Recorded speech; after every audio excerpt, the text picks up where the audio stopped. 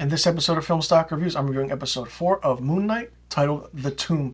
Now, this episode is what you want from a Marvel TV show. They didn't disappoint. The Egyptian lore and the myth behind everything is coming full center in this episode, along with Mark, Steven, and Layla looking for the tomb of Ammit. They find the tomb. It's not what you expect at all. We find out who Ammit's voice was, or the avatar for Ammit, many thousands of years ago.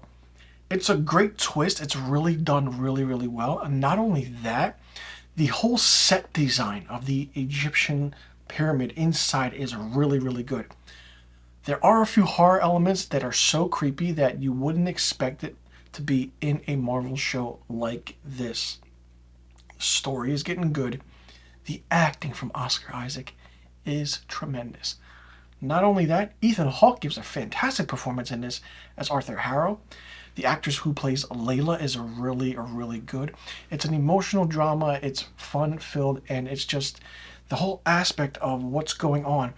The Eye of Horus, knowing what that is, how that's a map to finding something else.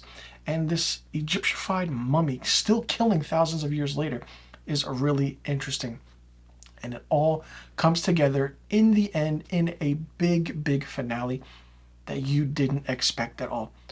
You, the viewer, are sitting there watching this and you're trying to figure out, okay, what's happening? What's going on? Who's playing the mind games? Who's playing the mind tricks? And then all of a sudden we see something else happen. This episode subtly introduced the third personality of Jake in a way, if you really pay attention to it and if you understand what the comic books are with Moon Knight. Not only that, we need to see the werewolf, that big werewolf in the comic books that always fights Moon Knight. We need that. And, hey, it's only 2 episodes left. It's going to be crazy to see what happens in these final 2 episodes because the talk of the town was episode 4. You really have to pay attention to what's going on.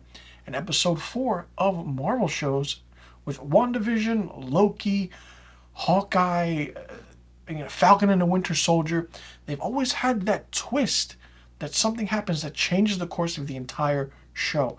And Moon Knight followed that and did that. Exceptional. I love the set design. Like I said, I can't get over that. The Egyptian lore is great.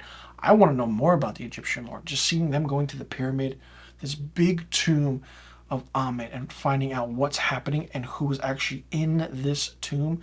And then Stephen Grant just reading everything about, oh, it's not Egyptian or hieroglyphics, it's Macedonian. So what does that mean? Really great touch. And it makes you think about if this person from thousands of years ago is actually still or a pharaoh based on certain, stories or what's happening right now and who actually are these people in these pyramids in Egypt. It's insane. It's fun. Marvel knows what they're doing, and I'm curious to see where Moon Knight goes from here. If it gets a second season, it probably won't. Usually, one season of these shows are always what Kevin Feige and Marvel are going for. But then, if season 2 does happen, we need more story, more oomph, more essence, and then hey, we could get Moon Knight in some Marvel movies. So you never know. I mean, some of the Marvel TV show characters have branched off into the Marvel movies, like Daredevil had his own show, and then he was in Spider-Man No Way Home. We saw Vincent D'Onofrio as Wilson Fisk, Kingpin in Daredevil. Then he showed up in Hawkeye. Then now he's going to show up in the Echo spin-off series of Hawkeye. So it's going to be interesting to see what happens.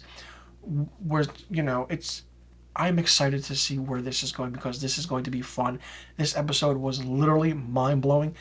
My jaw was on the ground. I didn't know what to expect. And the ending was weird but funny. And if you know the comic books, you know what's going to happen. And it's just going to be a fun ride from here on out. This episode was amazing. And I can't wait to see what happens next in Moon Knight and see how far Oscar Isaac takes his acting. I mean, chef's kiss to that acting. It's great. Just with a snap of a finger, he goes in and out of the voice changing and the mannerisms of Stephen Grant and Mark Spector. So it's fun to see. Oh, I love it. I love it a lot. Let me know in the comment section below what you thought about episode 4 of Moon Knight, titled The Tomb. Did you like it? Did you not like it? What did you think of it? Did you like the aspect of the story, how everything's going? What shocked you in this episode, and where do you see the story and the series going from now? Let me know in the comment section below about the questions I just asked, and I'll see you guys in the next review video. And be sure you tune in next week for my episode 5 review of Moon Knight.